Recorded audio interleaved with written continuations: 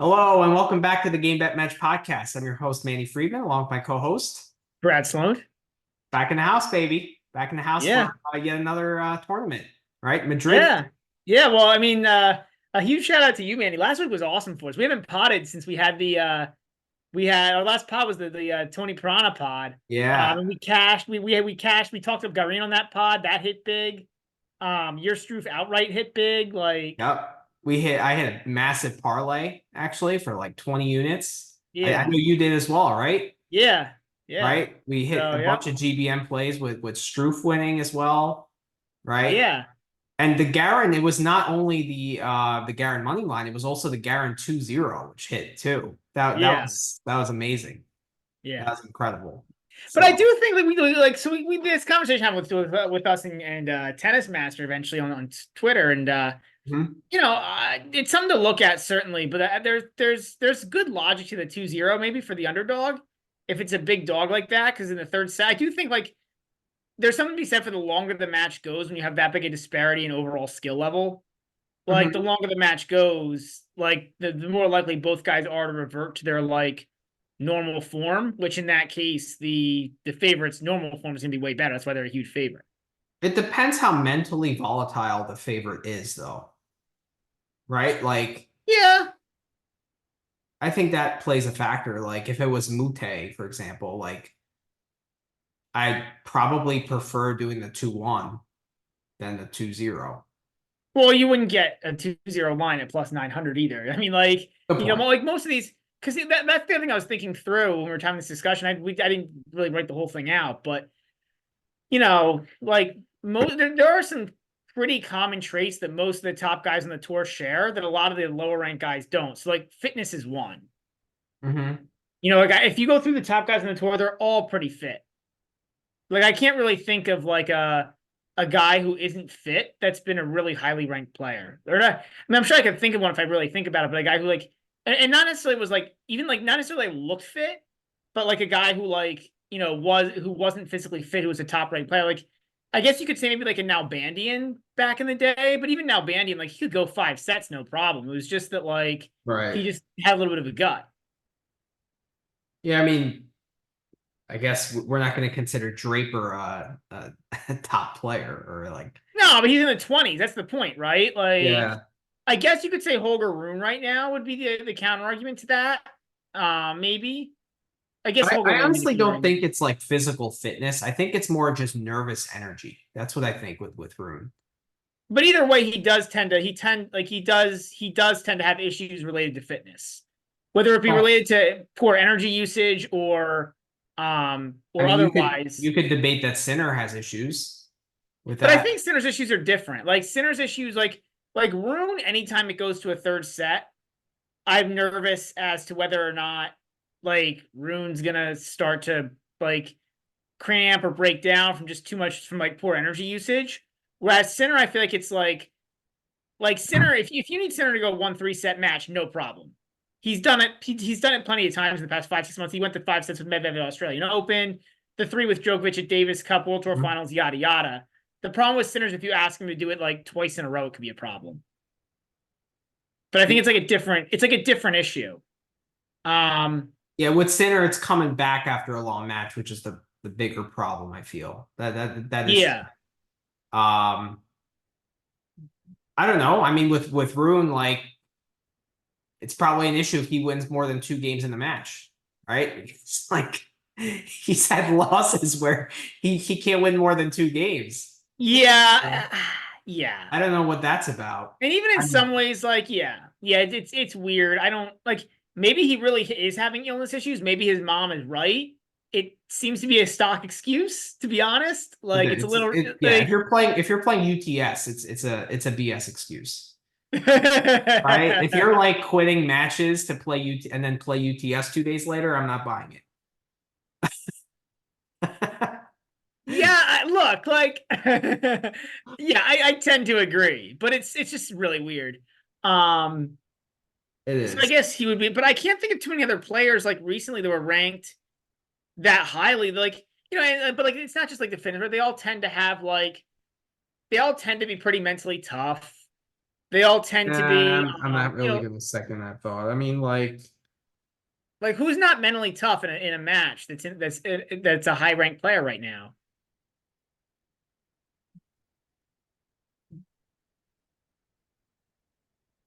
I mean, Dimitrov has some duds sometimes, but yeah, I guess. I mean, Bublik is 18. But I don't think of them as guys who are guys who you're afraid to get into a third set because they're gonna mentally get nervous or something, right? Is I guess what I'm saying. And even then, you're looking at okay, so maybe Dimitrov, but Dimitrov's borderline top 10. I'm saying, you know what I mean? I'm saying yeah, I don't know. I don't. I guess. I guess.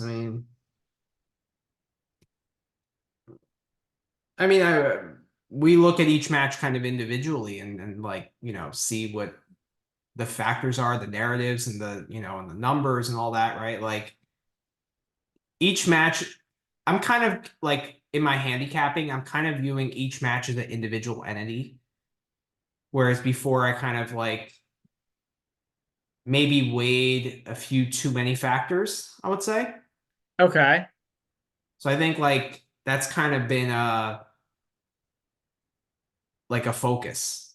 Okay. You know. So obviously fitness concerns, yes, but sometimes just getting through that match is fine. And if you have a day to recover, then you're gonna be okay. I'm not gonna I used to weigh it way more, and I feel like I don't weigh it quite as much anymore. If that makes sense. I Makes don't know about sense. you. Yeah, it makes sense. I mean, I agree with that take. Um, yeah, I And agree I with that think take. surface, I used to weigh it more. And I think now sometimes I just like to weigh, who's the better tennis player, right? Who's better in Well, I rallies. think that's where you have to start, right? I think that's where you have to start, and then you can start moving things around. Mm-hmm. But yeah, I agree with you on that part. The most important factor in these matches is who's the better tennis player.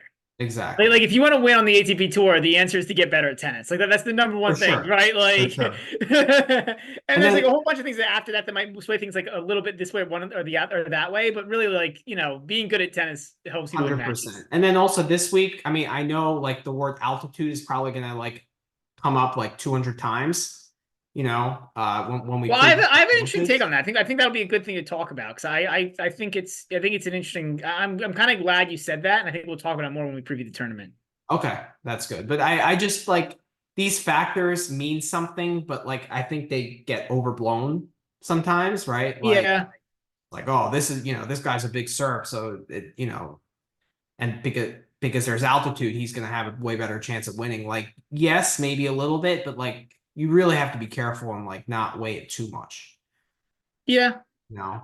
So yeah, that's really my takeaways as far as the tournaments last week. So I guess let's start in Munich because I hit that 14-1. Struff was extremely impressive. I know Rune only lost 2 games, but or I know Rune, yeah, Rune. No, he only won 2 games. That's it's a big difference. He only won 2 games, but I have to say, Struff played a hell of a match. I know there's no excuse for losing love and two in love.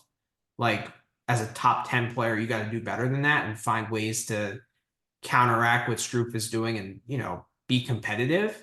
But still, that being said, he was redlining and he was he found gold. He was seeing the ball like a basketball. I don't know how much of it you saw. Well, that's what I was gonna say. I mean, I think it was maybe a good outright pick from you.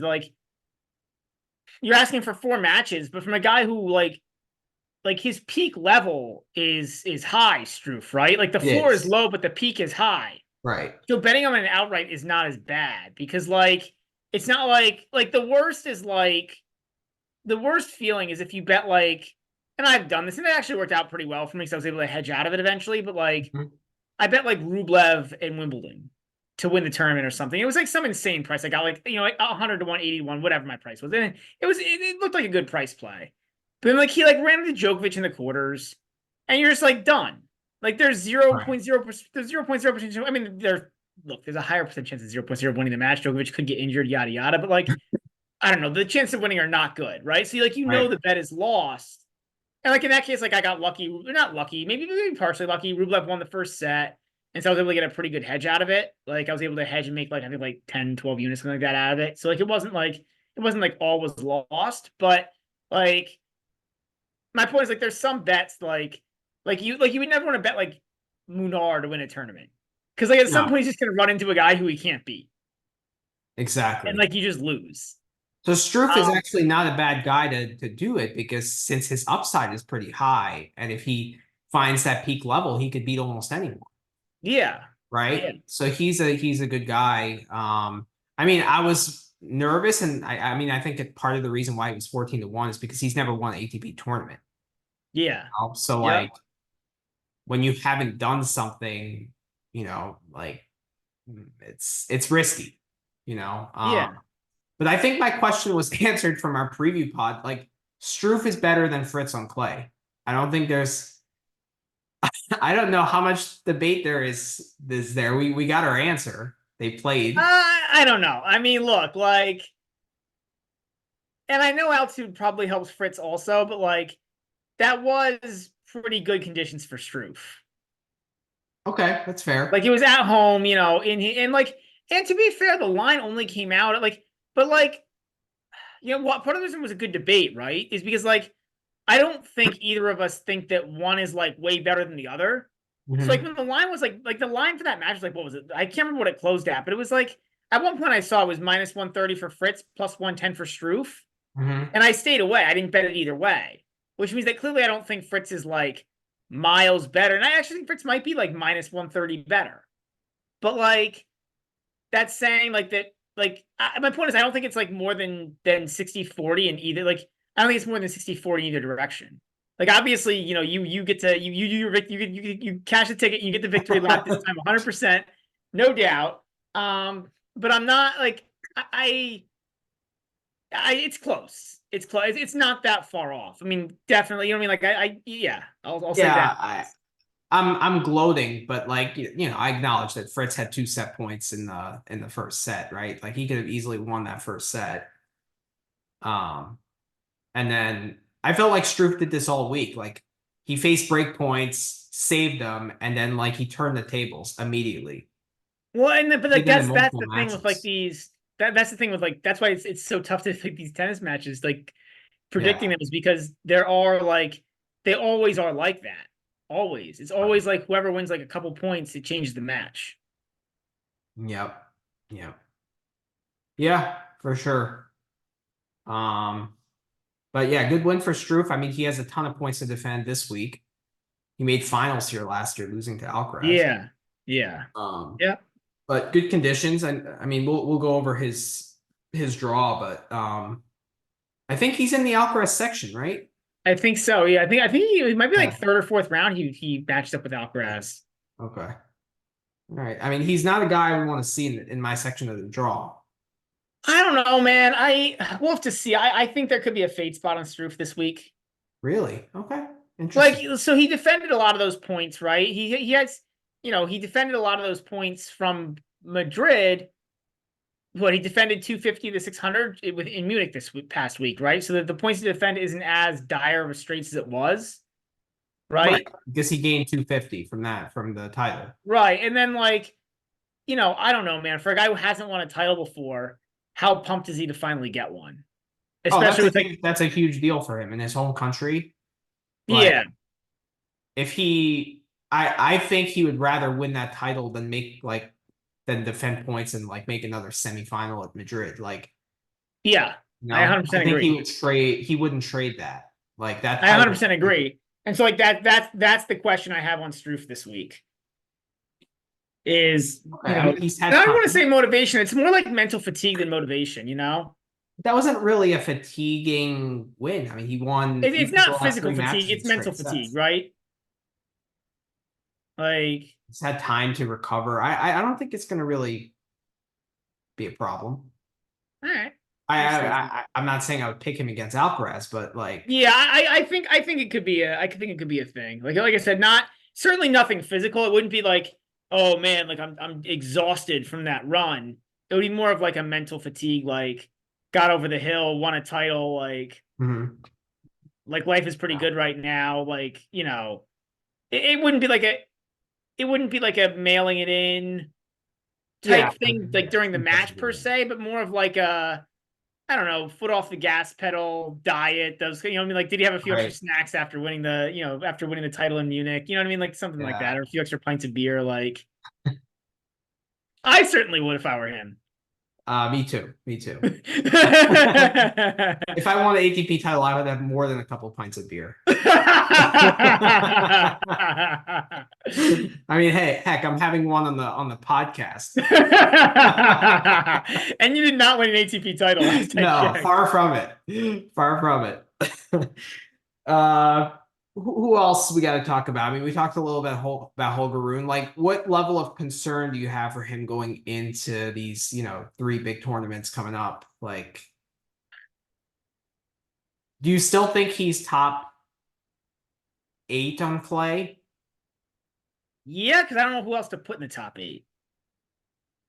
You know what I mean? But I think that it's a cliff dive. Like, I think like I don't think he's in the league. I guess two things about Rune. Like, one, I don't think he's like because of this dud propensity that we're starting to see. I mean, this is like the third EU match from him, I think, this Yeah. season. Yep. That's concerning. Hmm. That said, on the flip side, he's one of the few guys who like shows up and always competes against the top guys. And like he can, he can beat anyone on any given day. When he's not having these massive duds, he usually it's not pretty, but he usually finds a way. I looked at his record, like against guys outside the top 50 or whatever. It's his record is pretty good. I think he wins like 90% of the matches. Just like when he doesn't, it's these massive duds. Yeah, But the he's a duds are threat. scary. He's It's a real threat against like, the Sinners and the Alcarazes and the Djokovic's of the world. But then like he's going 3 sets with Sumit Nagal, right? And he's losing like right. 1-1 to Marjan and 2-0 to Struff. Like, so there's such a big pendulum of potential results, you know? Well, I So feel like two things. I feel like one, like his game, we've talked about this before with him in the past, like his game style tends to lead him to play to the level of his competition. Because yeah, like he goes for his stuff. And like, and like a lot of his stuff is stuff that'll work like 60% of the time against anyone. right. You know what I mean? Like like when he's, and like so it's not like dumb. And the 60% number is the wrong number because if you're winning 60% of the points, you dominate the match. But like it's like his stuff, like his stuff will work against anyone, but also will fail against anyone. Like when he goes for a crazy drop shot, like if it's not well placed or if it doesn't do what he wants it to do, it loses the point against anyone.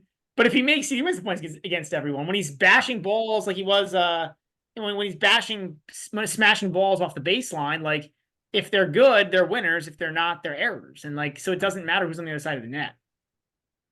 Yeah, yeah, I agree with you. I mean, he's becoming a dog or pass guy almost. Like maybe not blind dog or like um I actually disagree. dog I think guy. in my mind he's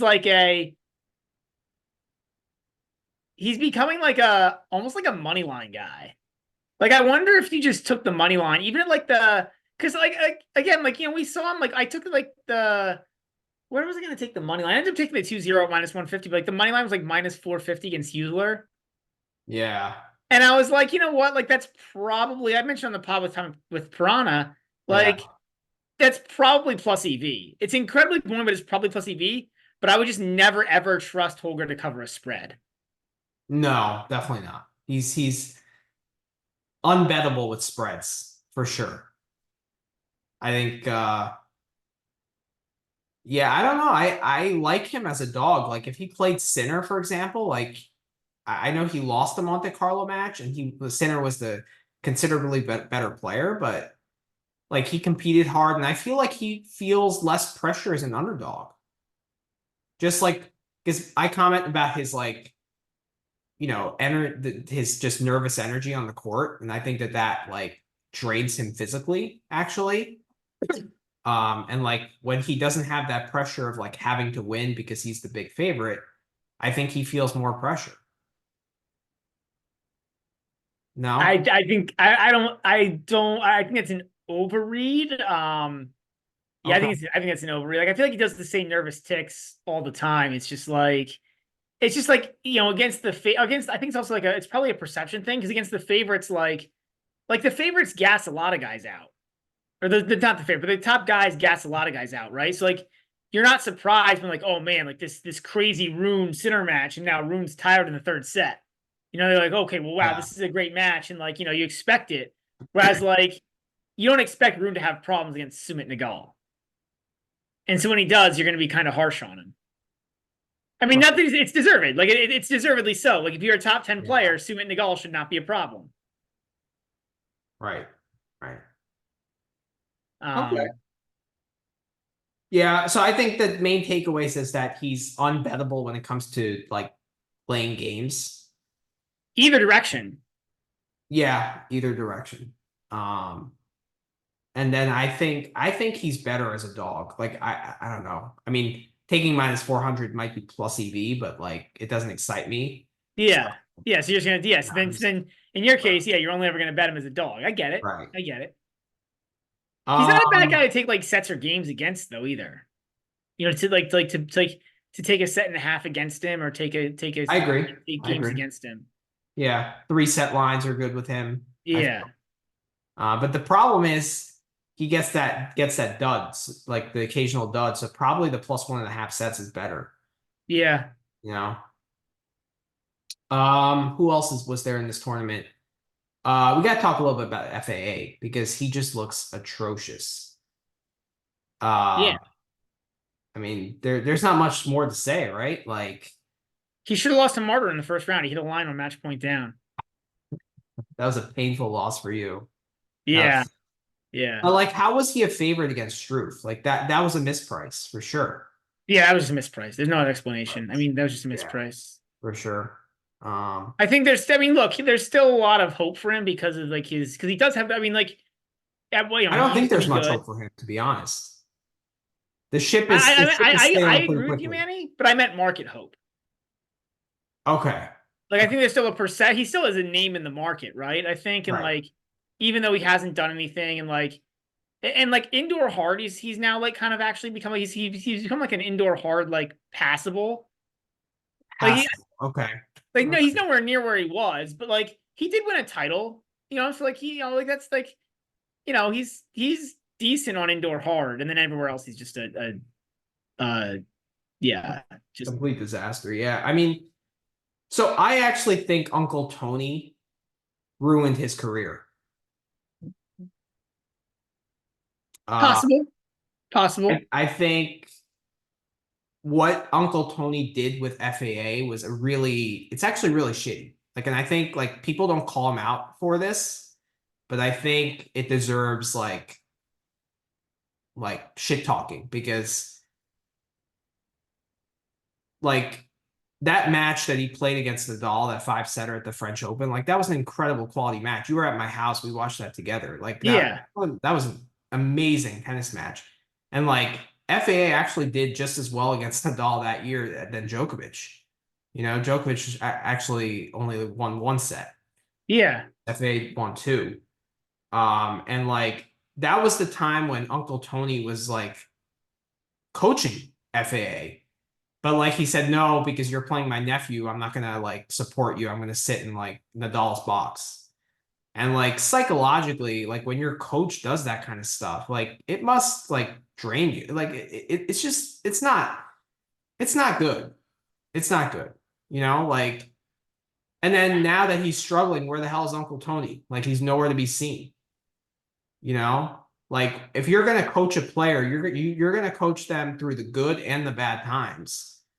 And I just think like someone needs to call him out for his like just like his bullshit.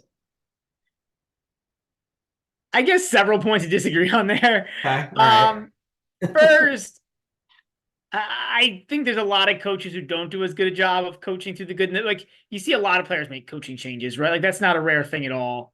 So I feel like usually as soon as the players, once the players start to struggle, a lot of times the coaching change is pretty high up on the list of things to do. Secondly, like I don't know, man. If your coach is one of your rivals, like family members, you're Because creating that situation. FA is paying him. He's paying him to coach him. It's not like he's doing it for free. And Nadal understands that he's just being a professional. You don't have to like clap and cheer and go nuts after every point. You just have to sit in his box and be there for support.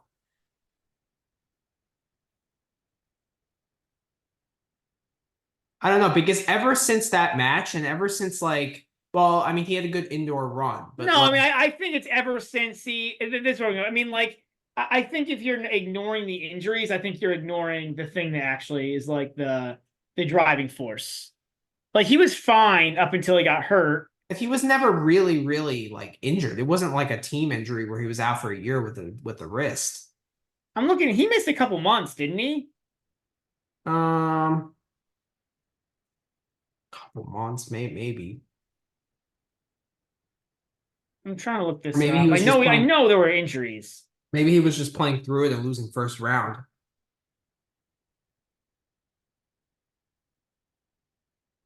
Yeah, now that I'm looking, I don't see the huge like time. There weren't huge gaps. Like he was just like playing and then losing.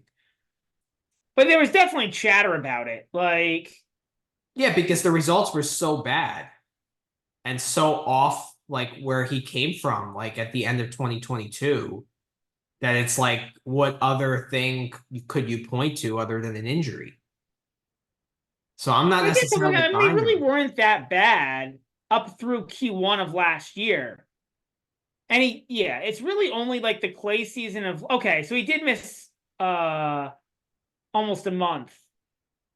He played, he didn't play much on the clay last year. He played like 4. I mean, granted, he was bad on it, and that's why, but like he played very little on the clay. So I think so then that's when the injuries started cropping up. Did he play Wimbledon? He did, but that was the only grass event he played. He lost to Mo. Oh yeah, that's right. Okay. But that was the only grass event he played. Like the schedule was definitely cut down. Like after Miami, he played Madrid, Rome, Lyon, Roland Garros, Wimbledon. That was it for like the entire summer. Okay. So like I do think like there's, and I think it's more of like and like usually an injury shouldn't do that much to you, but I think that got to his head because he was fine he was really fine through the end of 22. Like we were talking about like in the beginning of 23 as being a potential. We thought he was gonna be top 5. I remember you and I, our initial podcast, saying all this stuff. I thought he was gonna take that next step forward, honestly. Yeah. Like, the step that Sinner took this year, maybe not to that extent. I thought FAA was in store for that. And then like even the Australian Open, right? He made 4th round, which like isn't great, but it's not terrible. Yeah. He made quarters of Rotterdam. I mean, if we're looking at it now, it's not horrible, but at that time it wasn't great. Now a 4th round. No, but it's not like but to make the 4th round of the Australian Open, even if you're a top 10 player, isn't terrible. It's not a good result, but it's a top 16 result. Okay. Like it's not, you'd be like, if you were a top player, it'd be kind of sad, but you wouldn't. It's not like it's a 2nd round loss followed by a 1st round loss followed by a 2nd round loss. It's a disaster. True. I mean, I don't know. I just think, I think like, and I think as soon as he got hurt, like she's just completely lost. Like, and now he does look like the confidence looks like 0. And it's not even lost in terms of like lack of explosion, and that's diminished, right? Like there's no debating it. Well, that's diminished, and then but the lack of tactics and the lack of like cerebral tennis is like non-existent. Like it's just linear ball after linear ball. There's no variation. There's nothing. It's just like it's bonehead tennis. I don't know if it's bonehead. I just think it's like, I'll go back to like he can't execute very much right now. So he's stuck trying to do like he's like So either he plays like linear tennis, which is losing tennis, or he like tries to vary it up and then he misses because he's got no confidence and can't find his spot, and then like that doesn't work either. It's just like, But there's no thought process. Like he's losing and then he does the same thing. You know, like obviously if you're losing, you got to try but something. when it's not working, what do you want to do differently? There's no slice, there's no loopy balls, there's no angles. It's just like two types of balls that he hits. You know, but we talk about this like 80% of the tour. You can only do that stuff if you can execute it, you know, and a lot of these guys like can't execute it. I guess. I don't know. I mean, I hope he finds it. He's just so far away. It's just insane. I don't know if it's coming back. I would guess it's not. Like, and like to the other point piece of it too is that like a huge part of his game was being a fantastic athlete and having that explosion. But he's actually not he might be a like good athlete in terms of moving forward, like Tsitsipas, but he's not a good defender. You know, But he wasn't. He wasn't really fine. He was a decent. He was a better defender when he was before he got hurt. For sure. But and like that's part of the problem, right? Like that's like again that's it. Like he has no willingness to play defense. It's kind of like it's similar to Shapovalov. I don't know if that's true. I don't think like I would debate that. I just think it's like there's like no like I honestly think like I don't like it's like what do you want him to do? Like I just don't know how much he can execute now. With, you know what I mean? Like and like right. I think it's just like but I do think there's a complete lack of confidence that's come along with it. And it's a double whammy. Mm-hmm. Because like I would think by this time he should be pretty close to physically recovered, unless there's more going on that we don't know about behind the scenes, which there very well could be. But it should like physically he should be fine. It could just be a mental thing where he just doesn't trust himself anymore. Yeah, you're probably and then right. that's a disaster, right? That's what leads to like the boneheaded decisions. Is like if you don't trust yourself, then what do you try? Like what do you do? What are you trying to accomplish? That's a whole fight then mentally. All the Canadian guys have similar issues. If you like look at it, like FAA, Shapovalov, Raonic, like none of them play good defense, right? And if you like even like put the women's tour, like Andreescu, like she doesn't defend either. You know, it's like Yeah, but I guess like I mean I would say those guys you can go through one by one and it's very different. Like I don't know if you can really like it's almost it's a weird grouping and I get it, but it's almost not like they're so different, right? Like Raonic is just like I don't think like I like Raonic is just like not like not athletic enough, right? Too slow. Like Chapo is like the one where you could say, okay, like you'd like him to really change and maybe like do some things better. Like that one I can really see. And then FAA, he just looks like no idea. He just looks lost on the court. Maybe it's not just the defense. It's just like kind of everything. Like because that's what I think leads to the linear balls. Like, okay, you have no confidence.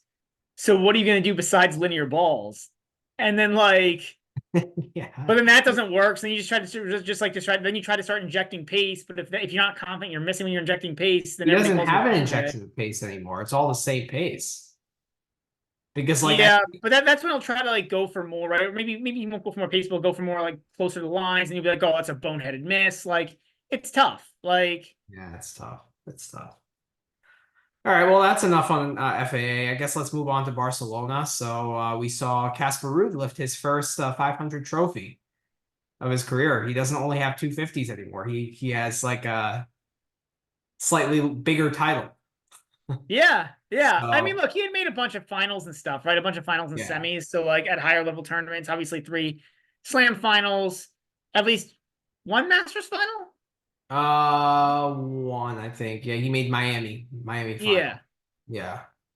So he had played in like some decently big matches. Like, so I don't know if it was like, but yeah, I mean, you know, good. And Barcelona is one of the tougher 500s out there. I mean, there are some like Hamburg's a little bit of a weaker 500 usually. There like, you know, Rio is usually a pretty weak 500. I'd say Barcelona is pretty close to a Masters in terms of like the strength of field. I would say so. We discussed this on the timeline quite a bit with Klaus and the guys. But where do you weigh like Ruud versus Tsitsipas in terms of clay court prowess and like if they played at the French Open, who would you favor? It's pretty close, but I think I would put Roots. I think I'd put Roots slightly above, but it depends. Like I think Monte Carlo is perfect for Tsitsipas, right?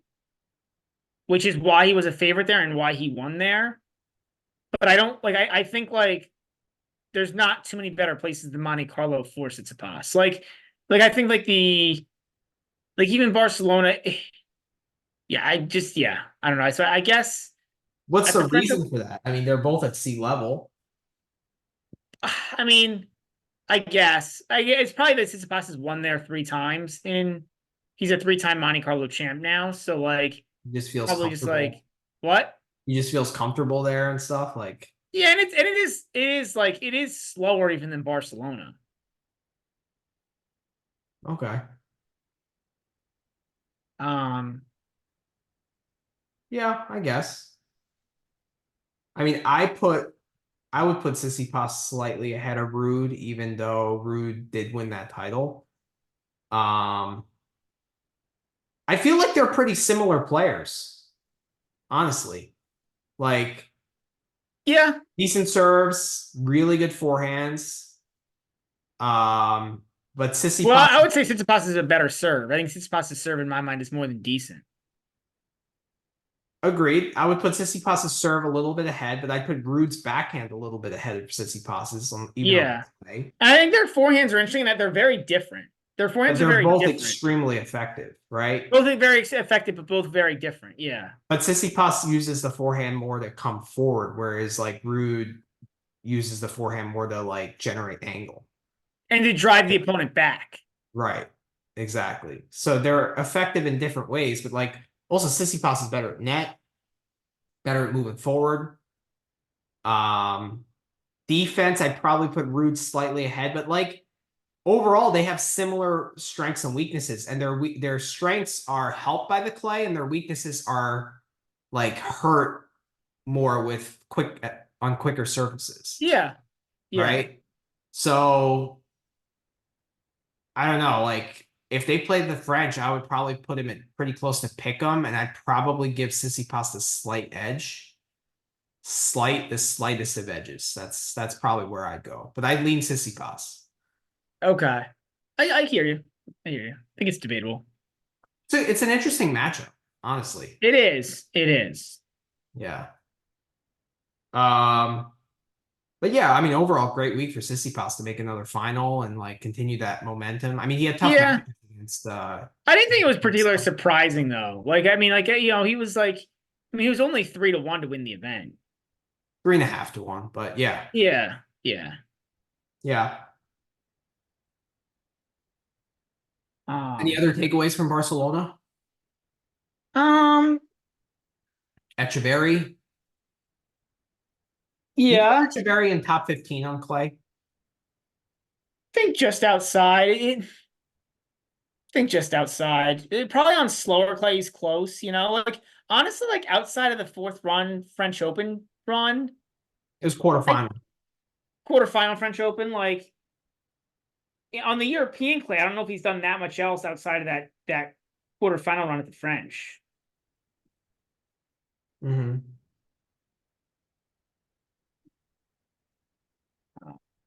Trying to look up and remember if there's anything else that I have to think about, comment on in terms of Barcelona. It's on the Rublev racket smash. Is Rublev a fade for you now? I mean, he hasn't won a set in four. He hasn't won a set in 4 matches. Well, he's always a first round fade, Right. right? Like, or I at think least a I think first set fade. he's just a general fade right now. Well, I guess the only thing is like, how much does he need? Like, if he wins a match, does he get the comp? Like, you know what I mean? I don't think it's going to take very much for him to get it back. I need to see like 3 straight wins out of him. Okay. Yeah, I know. I thought that incident was going to affect him mentally. I just don't. I really don't see why. Why Why would that affect him? Because he's a guy that doubts his ability. That's the reason why he goes crazy. Because But why would he going has a lot of crazy? self-doubt. Okay, but if he has self-doubt, why would going crazy make him lose confidence? He's another guy. That's the way he sheds off nervous energy. Like he has the same problem that Rune. But again, I go back like, but why would that like? Okay, that could be a problem. 100% that could be a problem. I don't disagree. But why would the Rublev incident make him lose confidence for future matches? It just, yeah. I mean, you make a good point, but I just think something like that kind of damaged him mentally a little bit. You know? Yeah, it's interesting. So like, he has not been playing well, granted. Yeah. But then you could flip it and you could say like, you know, he does. He's had these issues in the first round now for first match of tournaments now for 6 months. Nakashima is playing well again. He is. He is. Makach, you know, solid player. Solid player in car court, right? And you know, and on a first match, not that surprising Rublev lost. Popper, and we were all over Rublev losing that one. Right, but So, if like, Rublev was in peak form and he was really playing well, I can't say that he would be like I'd be more hesitant to back Poppy there. fine and fair. Yeah, I mean, certainly he's not playing well right now, right? I think that that's relatively obvious. But yeah. I didn't really look at his draw because I think he's going to play a qualifier first round in Madrid. Oh, either way. Let me see where he is. He's in the fourth quarter. Oh, Nakashima potentially again. Probably Nakashima. He should be Bagnus. But yeah, I mean, and then the fact that it's out, like Nakashima beat him at sea level, the fact that it's altitude could make it pretty tough.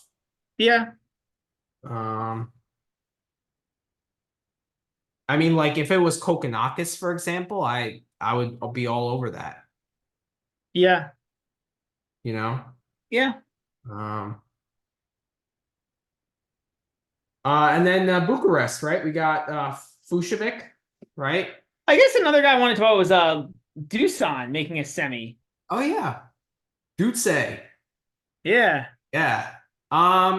He's just good on slow clay, man. I don't think there's much more to say. Like he's on slow clay, you have to kind of back him at good prices. But I do want to say something the other way. He does have a real tendency to get big. He actually should have, not maybe not should have, but he could have beat Tsitsipas in that semifinal. And he just has a tendency to get really like he has a I'm gonna bring up a Manny style point here. He has a tendency to get really tentative in big moments. He does. I agree. And I think it's like it's so frustrating betting him and then watching him do it. What? Fitness is an issue as well. Yeah. But I think as big of an issue is the tendency to get tentative on big points. I'd have to agree with that.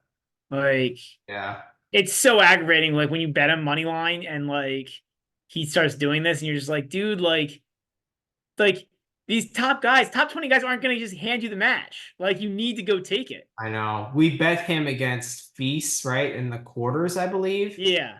And we were like, oh, that on match point, Feast, I think, hit the net and the ball trickled over, right? And like just missed the line. Like, yeah, if that hit the line, it would, you know, we'd probably lose that bet. Right? Yeah. Right? Feast would probably break, win the set, and then probably win the third. Well, no, that was the third. I'm pretty sure Feast won a set. Oh yeah, that's right. That was the third. That's right. But yeah, he did get tight. Yeah, it always seems to, and he seems to get specifically like he doesn't get tight and start making errors. He gets tight and gets tentative. Right. Right. And it's just like so aggravating to watch. But how is it different than Foki? What? How is it different than Foki? Oh, because Foki actually does the opposite. He gets tight and he starts really going for it, but like not how you're supposed to go for it. Like underhand drop, like underhand drop shot versus Rune, he went for it. Okay. Like All he right. went, like he had the guts to go for it. True. True. Just wasn't the right move. But some of those shots against Rude when he had the break points to get back in the match against Rude, like he went for it. Like he went for a shot. Just Yeah. wasn't the best decision. Like Yeah. it's almost like he's afraid not to go for it. I think Paul also has this problem, right? Where he gets super tentative when he's tight. Right, but I think Paul, he just stops moving his feet. It's not like shot slides. Like they all three have like different issues, right? Like Dutzy, the ball just like Dutzy just like decides he's not going to make any errors, and then like loses the point because the guy eventually takes control of the point. Yeah. Foki decides that he's taking control of that point. Just no, he's in the best way. Right. And then Tommy Paul decides that footwork is no longer important in tennis. When ironically, he's probably got some of the best footwork on the tour. Like I know. he decides you got to win. On the big points, you got to find a different way to win. What about Korda's problem? I feel like Korda has an issue too. That's like different than all of these guys. Well, of course, a whole different set of issues in general. Like, but yeah. Yeah. Yeah, it's interesting, like to see what each guy does in tight moments, right? Like Well, it is. It very is. It interesting. really is. And see how it affects different people differently. Yeah, for sure. For Yeah, sure. definitely. As Um, far as Bucharest goes, Fucsovics wins the title and he beats Mariano Navoni in the final. Who I have to say, impressive run. Like this guy kind of like doesn't look athletic. He kind of sticks his belly out like when he's walking. Like he's a guy that I really want to fade, but like I can't now. Like he's been really good. He played 5 hours of tennis and then came back and beat Cerundolo in that third set and then won his semifinal. Like I have nothing bad to say about the guy. I was quite impressed. Except he didn't cash our 3-set bet in the final, which was disappointing. yeah, from up a break in the second. Yeah, that was Does anybody know this tournament existed? Google didn't know it existed. Like I mean, and honestly, like even post tournament, you heard nothing about it. Like there was a lot of chatter on Ruud Tsitsipas, little bit of chatter on Struff in Munich, and yeah. like everybody just forgot that Fucsovics even won a title. Like this tournament, like yeah, If you type in Fucsovics' name on Google, you know how usually it gives you like all the list of the tournaments for the year and then like the results. yeah. This tournament doesn't pop up. The challengers pop up, the ITF futures pop up, but this title didn't. Just type in we gotta look Fucsovics in this up. Google. I'm googling this right now. We gotta look this up. It's actually really funny. All right, Fucsovics, Martin Fucsovics. Or you can do Navoni or anyone that played Google. Yeah. You're right. That is funny. Nothing. Yeah. There's not even. Yeah. Nobody knows this tournament exists. Yeah, Google didn't know. It didn't even have a Twitter handle. Yeah. Right? We had to use hashtags to tell people that we were talking about this tournament. I mean, it was poorly run. At least Tennis TV knew that it existed. Thank God. No, but they didn't. They had the technical issues in the final, and they couldn't even watch the final.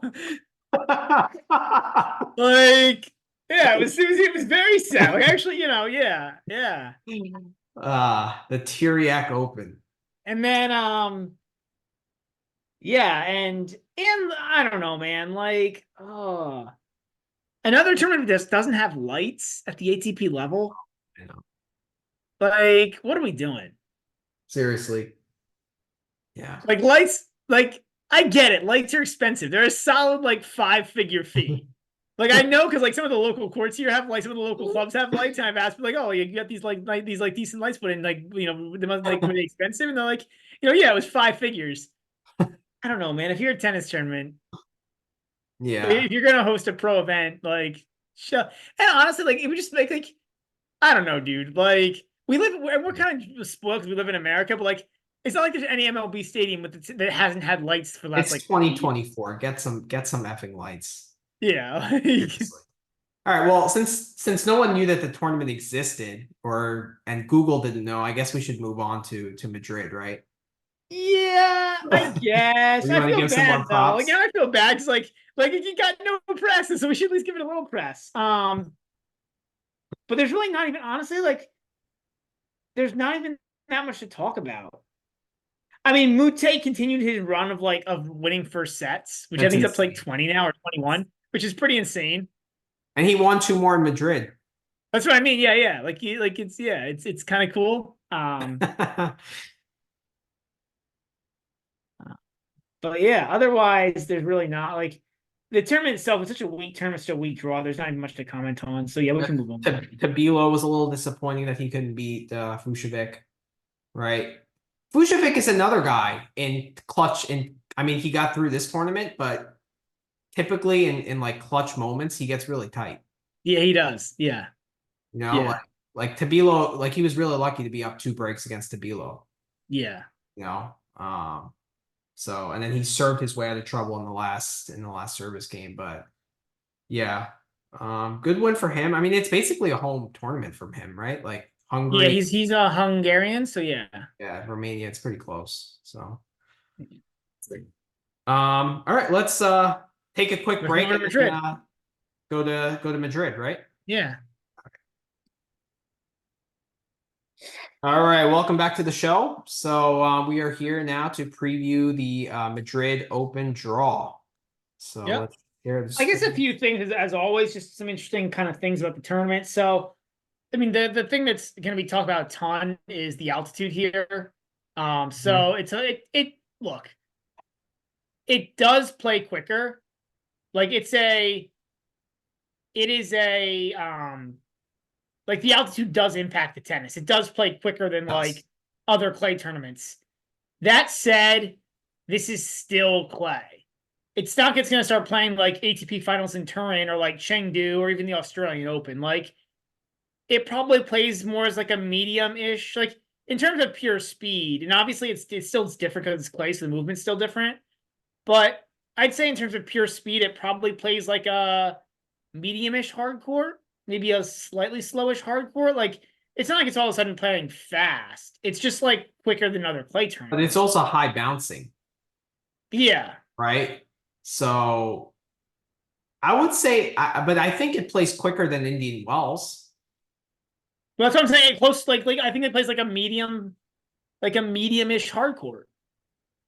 Like it plays, I'd say quicker than Indian Wells. Definitely not as fast as like Australia. Definitely not as fast as the Asians But hardcore higher playing, bouncing than those tournaments.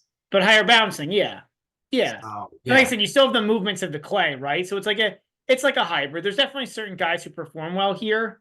yeah. But I think it's a little bit.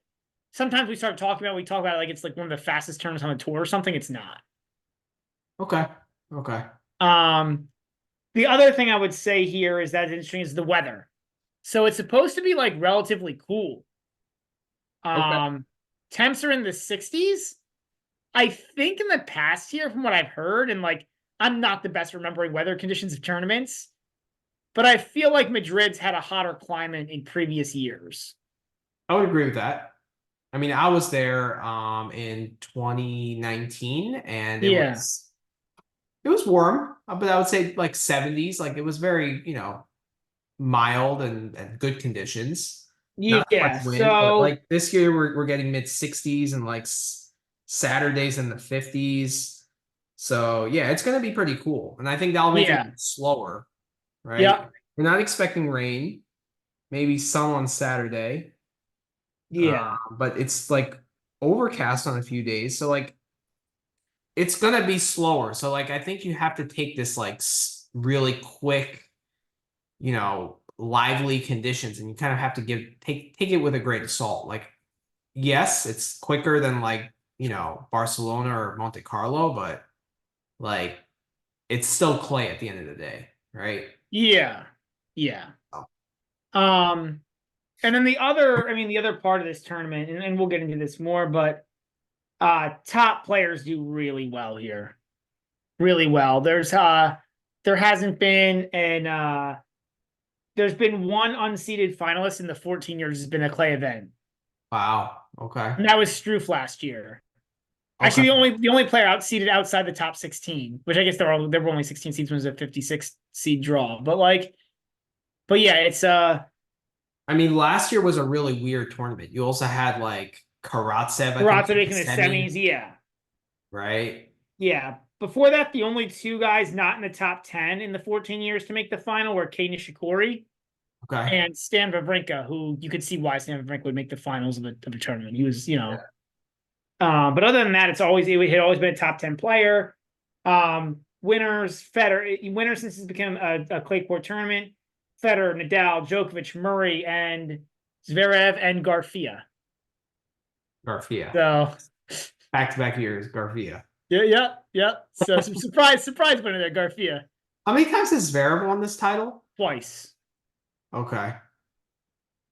And then Djokovic, I think twice as well, right? Yeah, I got up on my screen here. 3 times. 3 for Times. Djokovic. Okay. But Several for Nadal's Nadal, only I think won it like four many. times, I think, right? What? Nadal's only won it 4 times, I believe. Correct. Only 4, yeah. Only four. Only four. Yeah. Yeah. I mean, if he hasn't won a clay court tournament more than 5 times, you got to put an only in front. That's fair. That's true. That's right? fair. That's fair. That's fair. Yeah. All right, so let's go over this draw here. So Yannick Sinner is the #1 seed in a Masters 1000 event for the first time. He'll play the winner of Richard Gasquet and Lorenzo Sonego. You got qualifier Albert Ramos Vinolas had 2 impressive wins versus Schwartzman and RBA. He'll play Kotov in the first round, and that winner will play Jordan Thompson. Then we got Nico Yari. He'll play the winner of Tabilo and Kaboli. Galan will play the lucky loser RBA, and that winner will play Karen Kachanov. As far as the bottom section in that quarter, we got Dimitrov will play the winner of Hoffman and Mensik. Yoshi Nishioka will play FAA, the struggling FAA, and that winner will play Adrian Monterino. Damn, that's a weak little section. Then Cam Norrie will play the winner of Michelson and Fonseca, and then Zhizhen Zhang will play Kecmanovic, and that winner will play Casper Ruud. So my takeaway from this quarter is that it's really top heavy with Ruud and Sinner, but the mesh in between it is very weak. Maybe with the exception of Yari. Well, I guess Dimitrov. So there are like 4 guys I like, and then everyone else is just like yuck. I think this is actually a really stat quarter. Really? Yeah, I mean, so you got Sinner, Yari, Dimitrov, Hoffman. Like for unseeded guys too. Look at the unseeded guys. Like there are some dangerous unseeded floaters here. Tabilo, Hoffman, Mensik, Zhang, theoretically Neo. Like for unseeded guys in a 96-man draw, those are probably 5 of the top 20 unseeded guys. Like so I think the unseeded guys here are pretty solid. Really, I like Mensik, but I don't think he's played much on clay. So I'm not too optimistic about him. Fine. Yeah, he hasn't played since Miami, actually.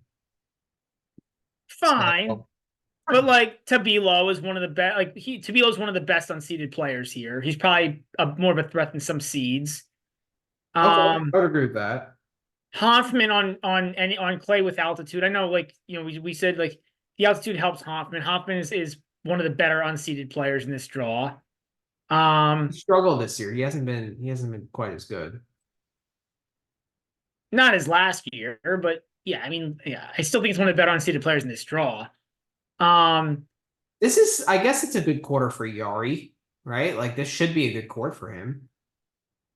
Yeah. I think this is a stat quarter. I think it's a really tough quarter to call.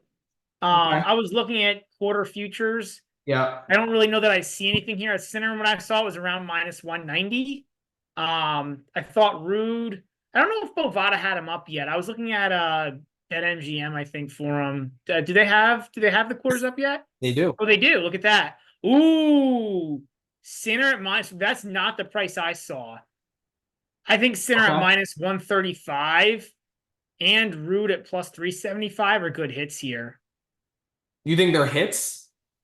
Oh yeah, I think so. Like Sinner at minus 135, like I think that's good. I mean, if you go back to the draw, it's he plays Sonego, Thompson. Those are no threats. Yari. I don't think Kachanov is a big threat. He's been kind of struggling. Yeah, I mean the threats would be Yari, maybe with the serve, but that's really it. And then I guess Ruud maybe would be the threats. But it's only minus 135. I mean, you're getting minus 135. It's not like you're getting like minus 200 or minus 250. Yeah, but Sinner hasn't been great here in the past either. Like, what's his best result here? But Sinner is a way different player than 12 months ago. Like if you go back to 2022 and before, what were his good results anywhere? Fair point. But I mean, this tournament is like, I mean, but yeah, we talked about it before. Like, maybe don't weigh too much the conditions, or don't overweigh it. What I was gonna say is like, I feel like this tournament is kind of like an outlier almost because it's like on clay, but like with the altitude and the speed, it's like different, right? I It's hear you. probably the main reason why Djokovic is not playing it. Yeah, probably. Probably. I mean, if I look at this, I actually Yari at 20-1 actually is probably the most appetizing play here for me as a long shot. So I just don't like the draw. He like Tabilo. He probably plays Tabilo in the second round. If you go back to the draw, Yeah, Tabilo, then Tabilo or Kachanov, Kaboli in the second round could actually beat him. So that's scary. then Kachanov, Kachanov, like then Kachanov is Sinner, a threat then to beat him. I'm Rune. not saying I actually think Yar should probably be favored there, but Kachanov is still a threat. Um, and then he's gonna have to beat Sinner and probably Rude. Yeah, Like, that's tough. Yeah, good point. yeah. It's not good enough. Like Um, for me, like I said, my favorite here is I like Sinner here, and then oddly enough, I also like Rude. Um, well, maybe yeah, I think I like Rude here. I think Rude's probably just high enough to bet. Sinner to it. I don't think it's tremendous value, but I think it's a little bit of value. you're not worried about fatigue with Rude? There's enough off days built in here, and I don't think mental fatigue. Like it's not like this is his first title, right? Like he's won titles before. He's come back and won like 3 titles 3 weeks in a row before. Like I'm not worried about and I'm not worried about physical fatigue because there's so many off days built into this tournament. They basically play every other day. I'm a little worried about Zhizhen Zhang. Fair, fair. I wouldn't disagree. Um, but he's got to beat Mio first, and he could lose to Mio, so that's the first thing there. Okay. Yeah, if he played Mio, I wouldn't be And too. then like what? If he played Mio, I wouldn't be too concerned. Yeah, and then like I still think Rude wins that like 75% of the time. And it's more like looking at the rest of that section of the draw. There's nobody else that should touch him. Rude. Maybe Dimitrov, maybe, but like that's it. Yeah, the fact that Yari is in The other part of the draw is section good. makes it better. Yeah. Yeah. I mean, Um, the problem for Rude is he's probably gonna have, and like it's a nice hedge on Sinner. Like I'd rather hedge on Sinner with, I mean, it's a weaker price, but I'd rather hedge on Sinner with Rude than with Yari. I just think Yari, like, I get it, and that's why the 21's out there. But I mean, every single match, he's got to win 4 matches, and each one yeah, of those that's matches is tough. losable. Yeah, I'm off the Yari. I'm not gonna hit anything here. I I think think Zhang at 100-1 is also a pretty good look. I'm not gonna take it, but I think man, like you could do worse. Yeah, didn't he make the quarters here last year? He did. Yeah, and like so Ramos is 80 and Zhang's 100.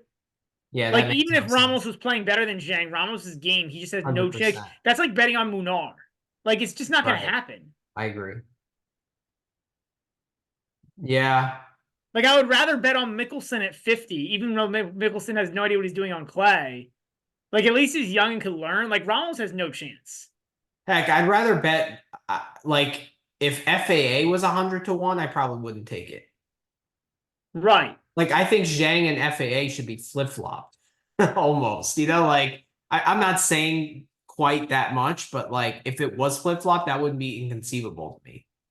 Yeah, I mean, and like, let's be honest. So, like, Zhang's draw is absolutely brutal, and that's why he is where he is.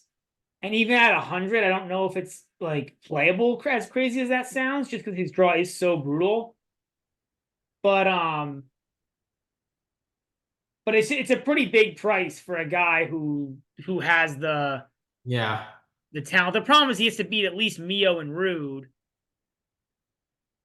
and Yeah, you then know what? probably Looking at this Sinner. quarter, I'm changing tune. Like this is a pretty stacked quarter, actually. Yeah. Rude, Dimitrov, Yari, center. It's pretty good. Yeah. But I'm not gonna hit anything here. I don't think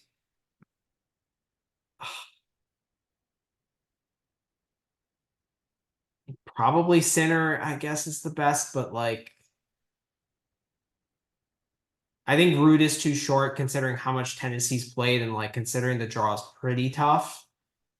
And then like Dimitrov, I like, but I think if he plays center in the quarterfinal, he has absolutely no shot. So I can't really get behind anyone here. Like I like Fonseca to make the round of 16 if we had that option because he has Michelson he should beat, Nori he should beat, and then like I would take my chances at like I'm plus. not saying he should beat Nori. That's a little strong. I don't know. I mean, like, Okay. could beat, yes. I don't know about should beat. Okay, but it's a guy that I would probably back at a good price against Nori on. He could be a rollover candidate. Like, depending on the price against Nori, he could be a rollover candidate. We've talked about that in the past for the other Yeah. tournaments. He could be a rollover candidate. Yeah, I'm not playing him as a rollover candidate. Yeah. I think probably, yeah. That's probably All a right. secret. I mean, honestly, like Sonego against if he plays center, Sonego could be an interesting guy to back to win like a set or something. Mm-hmm. Sonego's really pretty good at winning sets against top guys, Okay. making top guys work. Okay. Yeah. All right. So you're hitting what the center and the Rude? Yeah, I think I'm gonna hit both. Yeah. Oh, Yeah, I okay. think. Okay. Next quarter we got Medvedev. He's the top seed in that quarter, the number 3 seed. He'll play the winner of O'Connell and Arnaldi, which I think is one of the better first round matches. Purcell and Marcos Giron, and that winner will play Sebi Korda. Then we got Alexander Bublik. He'll play the winner of Kopfer and Carballes Baena. Then we got Machak and Rusevori, and that winner will play Shelton. As far as the bottom section of that quarter, we got Demonor. He'll play the winner of Blanche versus Nadal. Kind of feels scripted. The fact that like Nadal gets like Darwin The Blanche. easiest opponent, probably like the Like easiest opponent. seriously, That, yeah. that match is already over, by the way. Nadal advanced to the second round. Seriously. They played the match on Instagram and Nadal won 6-1, 6-1. Not Instagram, it was actually a Snapchat. Did you see the Darwin Blanche like the photo? I did. Yeah. Yeah. That match is over. That It's match is over. done. Like, It's over. yeah. Right. I think, yeah.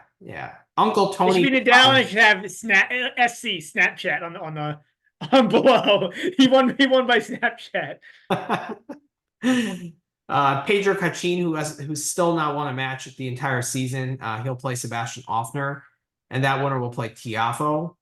Yuri Lahechka will play the winner of Kovacevic and Hamad Medvedevic. And then Dusan Lajovic will play Tiago Montero, and that winner will play Tsitsipas. What are your thoughts here? Not the best quarter. No. Medvedev does not. Medvedev looks much less excited to play on clay than he did last year. And I think this altitude clay is like the worst for him. It's even worse. He actually has said that he likes it. Really? Because it's quicker? Yeah. He might like it, but I also feel like it helps other guys penetrate his defense. Yeah. He's also like quarter's been a weirdly tough matchup from the past 3 years. And then Quarter's in his section again. O'Connell, I mean, he should crush O'Connell, but if he falls asleep, O'Connell could be an issue. Same thing with Arnoldi. I think Shelton can do really well here. Like Isner did really well this well, tournament. that whole section is really interesting. It is. So like, because I think like 5 of those 6 guys are actually like pretty live there to win that section. But the Bublik, Kopfer, Yeah. RCB, Machak, Rusevori, and Yeah, Shelton. because like Carvalho's Baena plays better on clay, and I think he's a little better at altitude. Yeah. Bublik is like with it being quicker. Like Bublik made quarters here a few years ago. Yeah, this could be a good court for him for sure. Yeah, like if there's an event where Bublik is going to do something in the next 3 months, it's going to be here. Yep, I agree. Makac could be live. Rusevori can always be live. Yeah, but Rusevori hasn't won a clay court match all clay court season. Like he's been really bad recently. That's fine. And I think he's been hurt. Okay. I mean, like he can turn it on any match, right? Rusevori, that's why I said that's fine. Like it's just like you just never know with that guy. And like that's why it's an interesting section, is he's like all these guys are like super volatile except Baena. And Baena's just not as good as any of these guys in terms of like they're all just much better hitters than him. Right. So it's a really interesting section because I think it's very up for grabs, and I kind of have some thoughts on that from a betting perspective. So 2 guys I'm thinking about betting as a futures for this quarter is Lechka. I got to see the price, but he could be interesting here, and I kind of like Shelton or Bublik. One of those guys. Bublik last I saw was 50-1. Check what it is now, but last I saw Bublik was 50-1. 21 is not interesting to me. That's not a good enough price for me. I saw him at 50-1 before. That was a lot more exciting. Okay. But like Tiafoe at 18-1 versus Bublik and Lechka 20-1, like that's fine. I completely agree with you on that. I just don't know. Tstisipas at 240 is okay. Shelton at 10-1 is just not good enough. Yeah, I don't think I have a play here. I just don't think I mean, there's a lot of interesting. I'll have to relook at this and rethink through this because there's some interesting prices being thrown out here, but I don't think any of these is quite good enough for me as my initial take. Like those other guys you mentioned, I would just want better prices, you know? Mm-hmm. Yeah. But there's probably a price I would back Lechka. I don't know that it's 20-1. Same with Bublik. Yeah, if he was the Makac price at 33-1, I'd probably hit Lechka. That'd be a lot more exciting. Yeah. It's a shame, but yeah, I don't think I have to play here either. It's yeah. All right, let's move on to the next quarter here. So Hubie Hurkacz will play the winner of Kokkinakis and Draper, another very interesting first round match. Altmaier and Landaluce will play the winner of that match will play Arthur Fils. Then Sebi Baez, he'll have a bye and he'll play the winner of Van Ash and Zizou Bergs. Darderi will play Monfils, and that winner will play Taylor Fritz. Then we got Tommy Paul. He'll play the winner of Klein and Lamas Ruiz, 2 qualifiers. The return of Aslan Karatsev, semifinalist from last year. He'll play Fabian Marozsan, and that winner will play Cerundolo. Echeverry will play the winner of Diaz Acosta and Shapovalov, and then Koric, who also made semis here. Koric was a semifinalist here last year as well, yeah. He'll play Benjamin Hassan, who qualified, and that winner will play Alexander Zverev.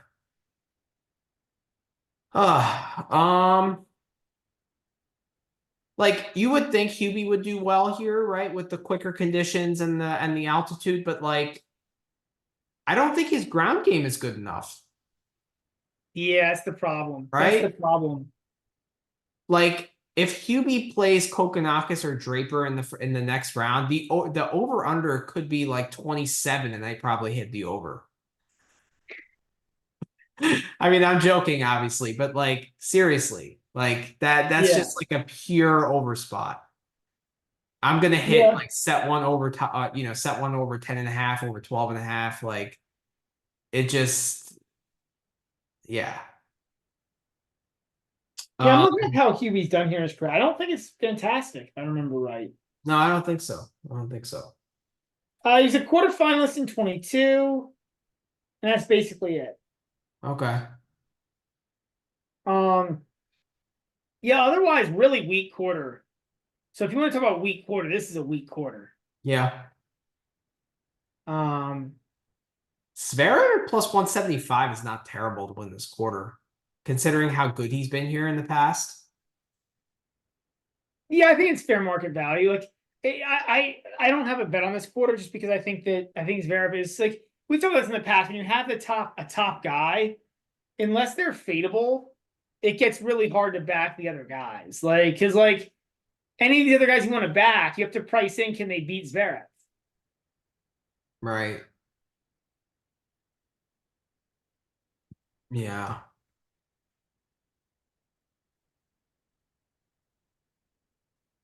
I mean, I'd like QB, but the problem is like he could lose to Kokonakis or Draper. He could lose. Oh, he's too. I mean, he's too potential. There's too much of a chance he loses to anyone in the league. Like, I can't get behind Hugh, but he's not at that price. I don't think I'm gonna have a play here on this quarter.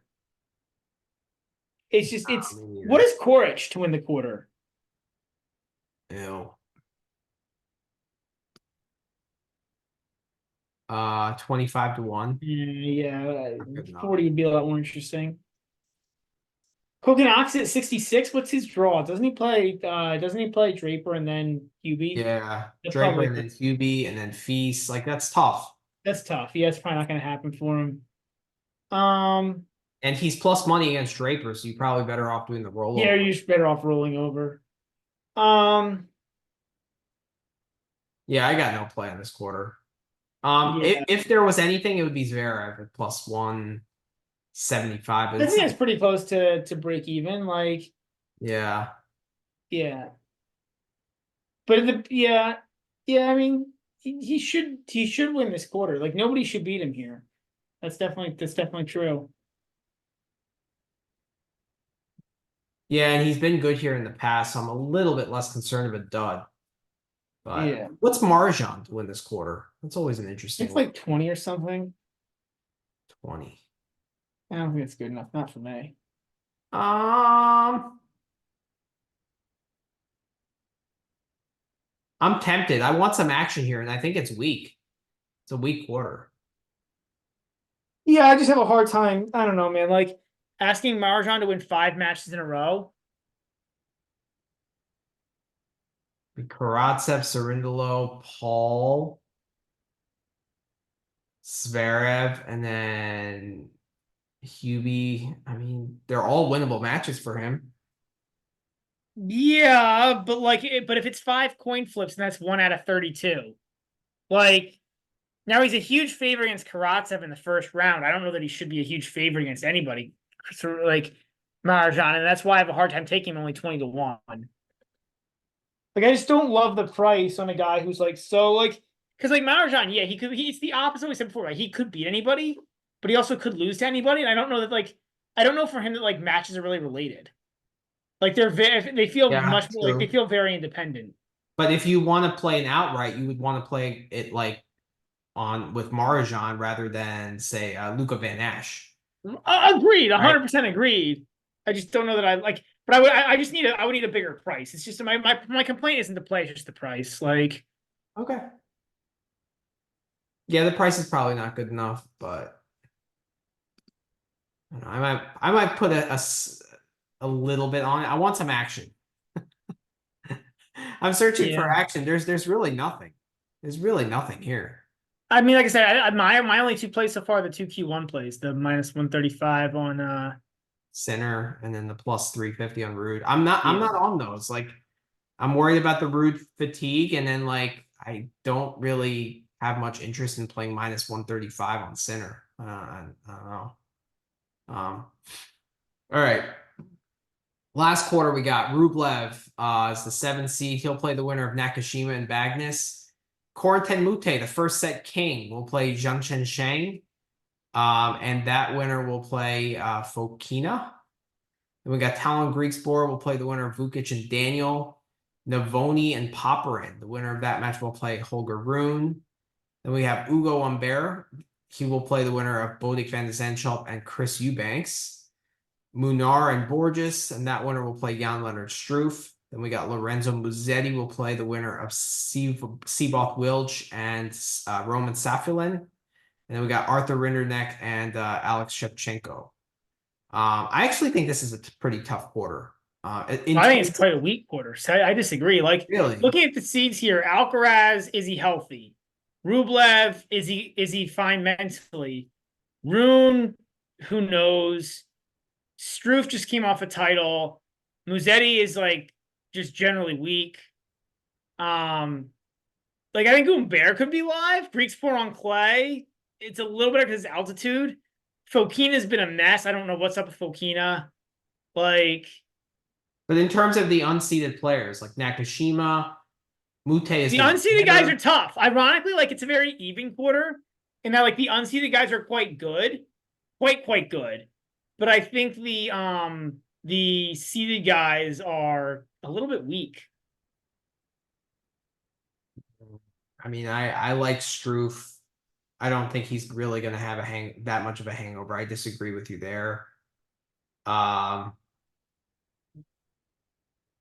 mean, Rune, we talked about it before. Like, he could potentially beat Alcaraz, but he could also lose to Poppy, right? So Yeah.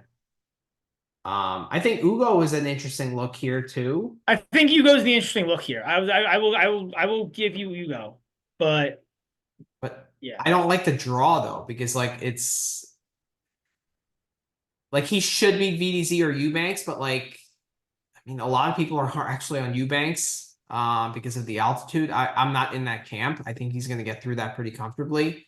But then like Struff is tough, Alcaraz is tough. Like I'd need a really good price on him to win the quarter. And it's only 20-1. To me, it's not quite good enough. yeah. So the reason I don't like this is like it all depends on Alcaraz's health, Right. right? Like if Alcaraz is healthy, that -135 is actually probably way too short, or it's way too long. I meant like that's probably a good hit. -135 if Alcaraz is healthy. Like who beats him if he's healthy? Not Musetti. We've seen that matchup a few times now. It's not Musetti. It really shouldn't be Struff. It shouldn't be Humbert. I mean, those are the three threats: Struff, Humbert, and Rune. And more Struff and Rune. Like Struff took a set off him last year when Alcaraz was playing great tennis. Yeah. So, and then Rune, as we said, like, you know, he's a threat. But he can if he also, makes it. If he makes it, exactly. Which I don't think he probably won. Although, you know what I do think there's value in? I think there's value in taking an unseeded player in this little section. Because if we're gonna kind of fade Rublev, and then we're also gonna fade Rune in a way, because like he could lose to anyone. Fokina obviously is a mess, and Grigspor isn't good on clay. So like one of these unseeded guys might make it to the quarters, and who knows if Alcaraz is not healthy or something, or he pulls out, or who the hell knows? Like I think that there's value on taking. What about Mute? What is Mute? But the problem would be, I don't think these prices are as amazing as you would hope. Like what are like? Well, let's look at some of these. Let's look at Mute, Nakashima, yada yada. Oh, Mute 50-1. Okay, that could be interesting. Just can't you trust? I can't trust him mentally to get through one match, let alone 4. 5. 5. But it's 50-1. Are you going to go back to the well with Poppy at 28? I don't think Popperin's. I think Popperin's better overplay here than he is a like play to win on fat. Because like the thing with Popperin is like, okay, the serve game gets better, but the return game is a lot weaker on the altitude serve with the altitude. True. I think he's a good rollover candidate, right? Because he's probably going to be a pretty big dog. Well, but the problem is Navone in the first round. Like, do you want to back him against Navone? Probably. I'll probably just end up playing more overs, which he seems to do really well with overs. And like maybe I might back him against Rune as a plus as a big money dog too, but like yeah. Nakashima. Nakashima to win this quarter is 33 would and be interesting. that's not It's just tough though. I mean, because the problem again is without knowing the health of Alcaraz, like if Alcaraz is healthy, it just takes a huge bite out of all these guys. it does. Yeah. It's probably not smart to play anyone. Yeah. Yeah. All right. I guess no futures for me. As far as outrights in terms of like the tournament itself, does anything catch your eye? I think Sinner at 250 could be close to interesting. And I'm not taking it, but it's close to interesting. Zverev at 10. That's I think right around probably fair market price there. Ruud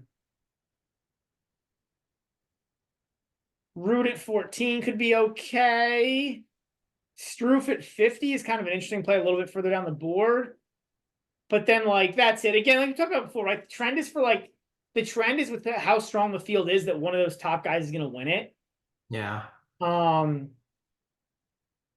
Again, without knowing the health of Alcaraz, it's just really tough. Because, like, yeah. What is Bublik? Yeah. Rublev? Bublik. Oh, Bublik.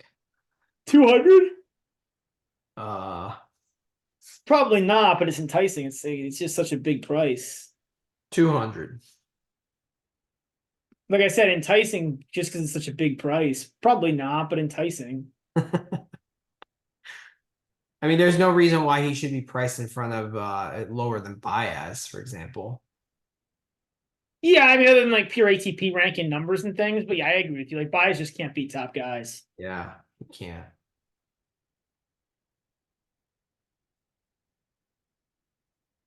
Yeah, I don't think I have any plays in the I'm outright here. What? I'm staying away. Zverev, I was hoping for like 15 or 16 to Yeah, win I was the gonna say dunk I'll probably stay away from Zverev.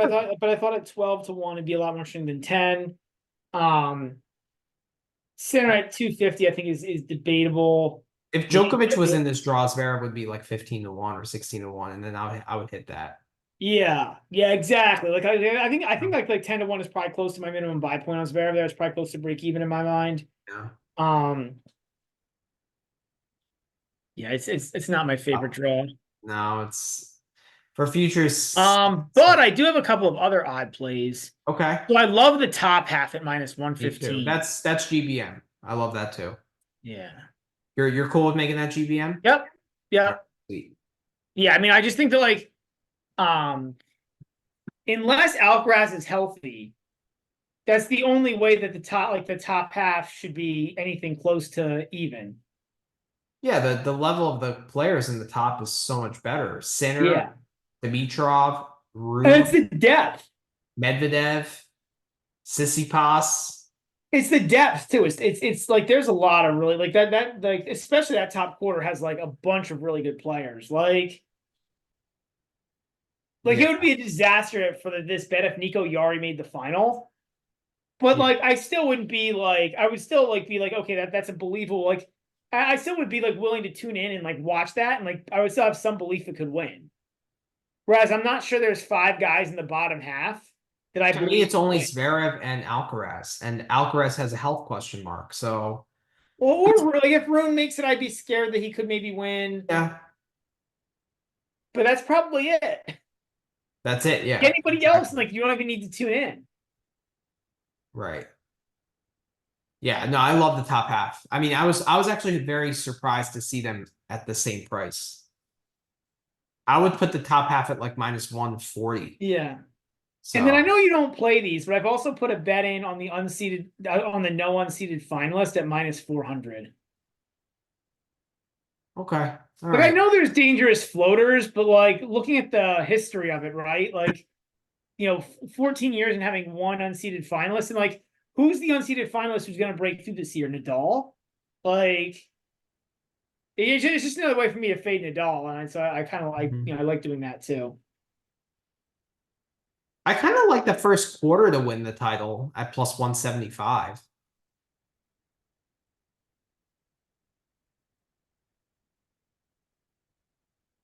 I mean, yeah, I hear you.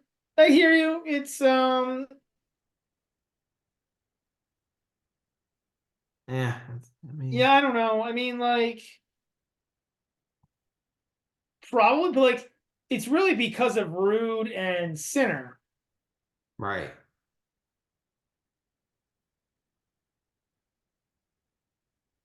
Yeah, it's like you got two top five guys on clay, right? In one quarter. Yeah. Yeah. So, but like, I mean, I think Sinner and Alcaraz should be flip-flopped, given the injury concern, I agree. right? So I like agree. that automatically puts a little bit of value on that first quarter. Yeah, I hear you. So yeah, but it's probably not quite good enough. Yeah, I think that's it. That's it for me. I'm just gonna do the top half. That's probably gonna be 3 units for me. I really like that. Yeah, that was a play that I liked when I first saw it too. Yeah. All right. As far as first round matches, what do you like? Let's go over tomorrow first. I mean, we're not gonna go through each of these matches like we always do. We're just kind of gonna brush over our favorite plays. Yeah. So because we'd be here all night if that was the case. What are some of your favorite plays tomorrow? Kind of like the Popper and Navone over 23 games. Okay, I'm on the Poppy money line. I just think like these conditions are better for Poppy. Yeah, at least I don't know that I agree. I think for whatever it helps him on his serve, it takes away from his return. Okay. Um, I mean, I'd rather have the bigger server than Navone to oppose it with, but also with this matchup of having like the more aggressive guy against the more defensive guy, I Hmm. think it lends itself. It also could lend itself to 3 sets. Could also be I think it's kind of dealer's choice between the over 23 and the 3 sets. Okay. But that's one play I like. Um, Okay. yeah. That's it. No, I got some other stuff too.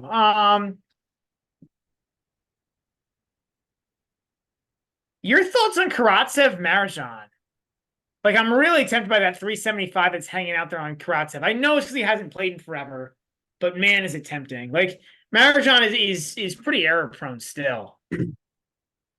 I'm laying off that. I would like to hit unders with those guys, but not at 20 and a half at altitude. Um, yeah, I mean, both really volatile guys, like hot, really high upside, but like low floor too, right? So, and I just don't know what Karatsev is going to come up. Like that match could go in so many different directions that I'm gonna pass. But like the +5 is probably the way to go. But then I could also see Yeah. John winning 1-1, right? If Karatsev just comes out and makes a gazillion errors. Well, and that's kind of why I like the 375 or maybe the Karatsev to win a set or something. I don't know. But I kind of want to I kind of feel like backing Karatsev there. It's a big spread. Or it's just a big, yeah, it's just like it's a big spread or a big difference. I also kind of like Van Ash against Zizou Bergs. Okay, talk me into that one because I was struggling to kind of. I mean, my biggest I have to think about it more, but my biggest thing is like, I don't know. I think that Van Ash is better than Zizou Bergs. I know he hasn't been playing that well, but I think he's better than Bergs. I think a quicker court. I know it's altitude that's driving the quickness, but I think that should help him a little bit. The way he plays, kind of redirecting the ball around, and then also Bergs had trouble physically. And Van Ash is very fit, and if it gets to a third set, like Van Ash 2-1 could be a look also because Yeah, Bergs does have talent. that's what I was leaning. But isn't Bergs coming from like America? Wasn't he like playing American challengers? He was, yeah. He just won, and he just won. He made a final and won a challenger, Sarasota and Tallahassee. 2 off days and then playing tomorrow and getting a Wednesday start. That's brutal. So the more I look at that, I like Van Ash a lot here. Might just be Van Ash money line or Van Ash minus the game and a half. Probably Van Ash minus the game and a half. You can drop a set and still cover that. I don't like, since Van Ash is so underpowered, I don't like the 2-0. Okay. I don't like that, but yeah, I mean, I'm not taking a 2-0. I'm taking minus the game and a half is not necessarily 2-0. There's a lot of dropping a set, you cover a game and a half. Like, you know what, I'm gonna tell you that travel spot is brutal for Zizou. especially after winning and making a final of a challenger in back-to-back weeks. Yeah, for a That's guy a lot who of talent. has some physical issues, right? For a guy, yeah. Not the most mentally tough guy either. Yeah, I think there's a lot. I think there's a lot to like about Van Ash. Yeah, I agree. There are a lot of. Okay, what you want to make that GBM? Yeah, it could be GBM. Nice, nice. I like that. All right. Record it. It's a little scary because Van Ash has like started to struggle a little bit more in this year, and that's why you're getting the line you're getting. Also, he retired down a set versus Marajan in Barcelona, so it's a little scary because of that. But I think he'll be okay. Yeah, I actually think the altitude will help him. Like, just get a little. Yeah, I agree. So, one thing, another bet I really like is where was it? I love the Kokkinakis Draper over 23, and I like the Kokkinakis. Well, I was debating between the over 23 and the over 12.5 in set one. I might play just the over 12.5 at set one just because it's like better plus money. And I also love the Kokkinakis money line at plus 135. Okay. I think this is a 50-50 match. Kokkinakis is used to the conditions. He qualified, won both matches pretty easily. The altitude might actually impact Draper because the air is thinner, and like That's a good call. That's a good call. the breathing problems could come into play. The over Kokkinakis over 12.5 at minus 110 also looks absolutely amazing, to be honest. Like, I don't think Draper should be favored here with his physical issues, with the fact that Kokkinakis is qualified. Like, I hear you. And I hear you. I don't necessarily agree, but I can see why Draper, because I think he's a better player than Kokkinakis, but yeah, it 135 seems a little bit like a little short here for Kokkinakis, or a little long, whatever you want to say. But I think like Kokkinakis seems back below 135. So I like those two plays. I think I'm gonna just stay with the Kokkinakis money line at plus 135 and the over 12.5 in set one. Okay. And that price is plus 250. I think I got plus 275 actually in a different book. But you tailing or no? No, but well, I might. I gotta think through that one. There's a chance I'll tail. Okay. And we'll see. I also love Hassan plus 290 money line against Koric. I love fading Koric in first round matches. Yeah. And what has Koric done this year? Montpellier final. Okay. But lost first round to Diaz Acosta in Barcelona. I mean, but this is Koric, right? He shows up 4 weeks a year. Right. So I love which makes me yeah, I don't know, man. I just don't know that I want to oppose him with Ben Hassan, but yeah, I hear you. I mean, it's not a 2-unit play worthy, but it's like, for me, it's a play. I hear you. I get it. Probably not for me, but I get it. Like, I get it. I'm probably not playing Koric if that makes you feel any better. Okay. I mean, I wouldn't bet Koric minus 375 with anyone's money. Yeah. Like, I'm gonna bet the VDZ Eubanks over 22.5 as well. Okay. Yeah, just like two big servers. Like I think tie breaks are in play there. I mean, either guy could just like throw in a couple, a bunch of errors and stuff and like drop serve. So that's why I'm not playing the like the set one tie break there, but Yeah. I think the over 22 is a good look. I like Darderi 2-1 against Monfils. Um, I don't think Monfils is quite as good on clay as he was earlier in his career.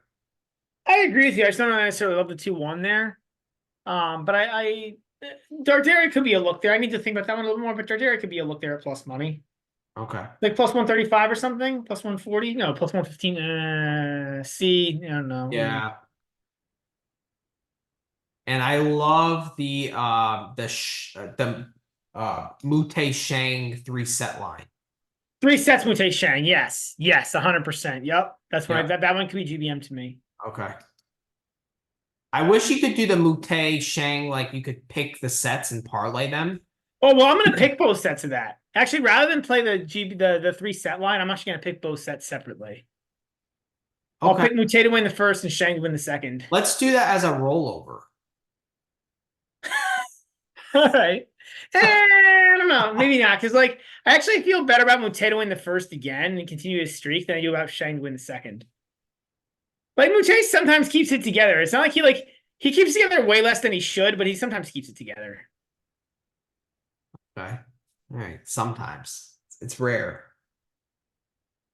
What about laying the games with Acosta against Chapo, man? I'm 100% doing that. That was the next play I was getting to. I have 2 units already on that Diaz Acosta. Like that should be 3.5 or 4 in my opinion. Diaz Acosta is actually quite good on play. So I have a different take on that.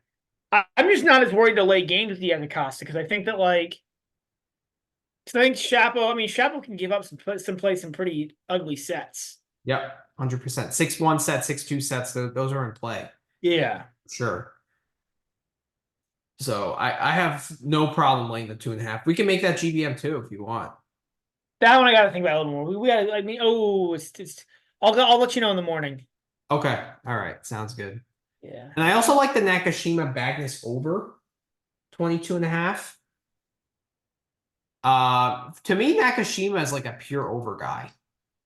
I just have no faith in Bagnus on clay, or not Bagnus on clay, Bagnus at altitude, but that's fine. Especially now in like a European clay against like a decent player in Nakashima. Nakashima has gone over 1, 2, 3, 4, 5, 6. 5 of the last 6. Last 6. He went over with Rita Banami. I know he did. I know he lost. He goes over with Ugo Carabelli. Yeah, I get it's not like he goes no, over. I mean you're probably gonna get a tiebreak there. Like, what I mean? So I don't hate it. Magnus is respectable. It's not like, He's respectable. I agree. he beat Goffin and Zeppieri in qualities. It's not I like agree. it's decent qualifying runs. Yeah. So I like the over there. And for me, that's it tomorrow. I also have the Munar Borges over 22.5 or over 22. I prefer 3 sets though. I was looking at what 3 sets is there, but it's only plus 130. Okay. I'm probably just far enough to stay away there. Okay. How about Shevchenko against Rinderneck? I know Shevchenko's been really bad, so I'm probably going to lay off, but like... Rinderneck's been okay. The form kind of favors Rinderneck there. I'm probably just going to stay away. Okay. Form favors Rinderneck, but the altitude and the conditions favor Shevchenko. I think Shevchenko he played well here last year. Took a set off Medvedev, I remember. Yep. So, but yeah, the form is too bad, so I'm not gonna play that. All right, anything for Tuesday? Or not Tuesday, that would be Thursday. I love O'Connell money line against Arnaldi at plus 200. I think O'Connell is too long. He's wily. Huh? O'Connell's wily. Yeah, or at least O'Connell to win a set could be a look too there. Like O'Connell to win a set is probably decent price also.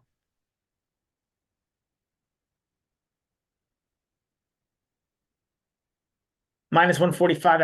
That's not exciting. No, I prefer the straight money line. Yeah, I think you're gonna I take like the over 22 as well. That could Like, be a good look also, to yeah. me, that should be at least 23. And I like would say 22.5, but I get it. Arnaldi plays a lot of over matches. I mean, yeah, these guys are both. Yeah, I get it. I think given the style matchup, I think it makes a lot of sense. In the last two, but like Ruud outplayed him, and then Tringaletti. Like, I don't think either guy is going to really outplay each other. I think it's just going to be like, both guys are going to compete real hard. And I think the altitude should help O'Connell, right? Get a little more pop on the serve, Yeah, I should help him a little bit. right? Yeah. So I like that. What else do I like? I love Fonseca minus 2.5 against Michelson. I'm gonna mad Michelson fade on clay. And like now you add the altitude to it, like it's conditions that he's just not accustomed to. Fair. Fair. Fonseca had a really good run in Bucharest. Like, he should have beat Tabilo in the quarters. Yeah, the problem with Fonseca is you just can't trust his fitness. I'd rather play like you play Fonseca set one. That could be a good look too. Oh, Fonseca minus 1.5 games in the first set. Yeah. Okay, I like that too. Fonseca in some capacity, Yeah. in my eyes. Um, Zhang money line against Kecmanovic. Zhang is a dog or pass, right? So plus 130. I really like it. Yeah, I like plus 130 a lot there. That's a play I like a lot. Yeah. I kind of like all these short dogs here. Hanfman and Rusevori also, I think are decent as dogs. I was thinking about Rusevori, but I couldn't when I saw his results this year on clay. I get it, but I feel like every match is so independent. That's my thought there.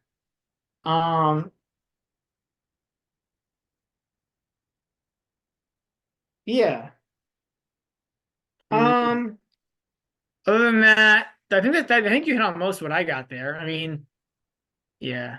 I'm actually on Mensick minus 2 against Hoffman. See, if anything, I'm probably gonna pass there, but yeah, I don't know. This is another thing, like, play the better player. I get it. I get it. No. I mean, it's not a 2-unit play just because like Mensick hasn't played on clay. Yeah. But Yeah. Lajovic Montero, I'm curious to see what the over-under is because like I might end up taking you there, Manny. I was gonna end the night with that. I might back you at plus 165. Oh, thank you. I appreciate it. Yeah. Very nice of you. Yeah.